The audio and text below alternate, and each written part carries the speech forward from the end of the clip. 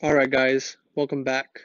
Today I will be talking about gold, silver, and the US dollar.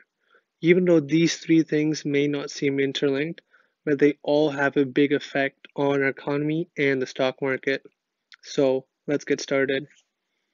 First up, we have gold, or better known as Spider Gold Trust, ticker GLD, at a price of $179.20. As you can see, it is absolutely mooning in terms of gold price standards, with a 4.94% return on the week and around an 8% return on the month, a 10% on the 3-month chart, and 33% on the year.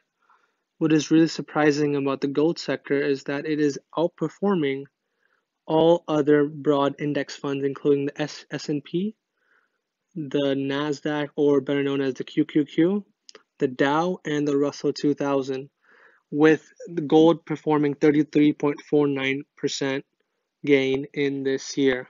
So what is the Spider Gold Trust? Well, it's the largest gold ETF with a market cap of 75 billion. So essentially with gold ETFs, what they do is that they physically store gold in a physical location. And the gold trust, it fluctuates based on the price of gold per ounce. So if the gold price per ounce were to go up 10%, you would see it reflected in this gold trust, as physical assets don't change inside the vault. They just keep appreciating in value. That's the very good thing about gold, is that it will not fluctuate as much as stocks do. And they tend to appreciate in times of uncertainty like right now. Alongside gold, we can see that silver is also appreciating at an incredible rate, with a 16% weekly return on silver. 16% is the second highest week appreciation of this iShares Silver Trust ever recorded, with the 3-month broadcasting 50% returns and 37.75% returns on the year. Absolutely phenomenal.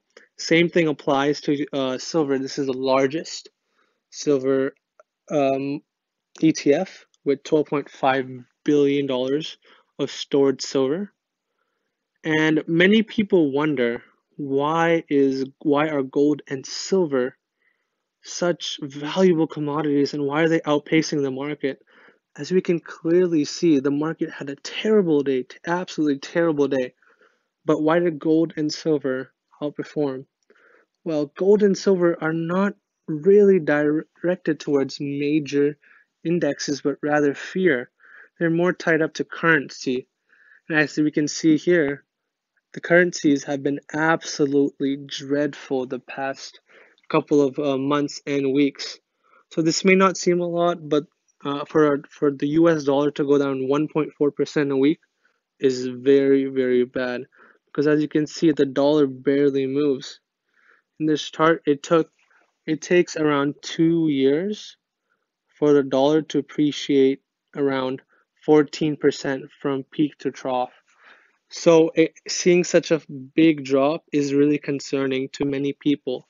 So many people pile into bonds, or they pile into precious metals like gold and silver.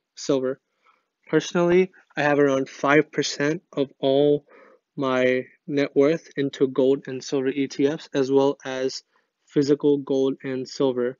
I do recommend it for trade for people who want to diversify their accounts, because gold and silver is very important to have in a time of a recession.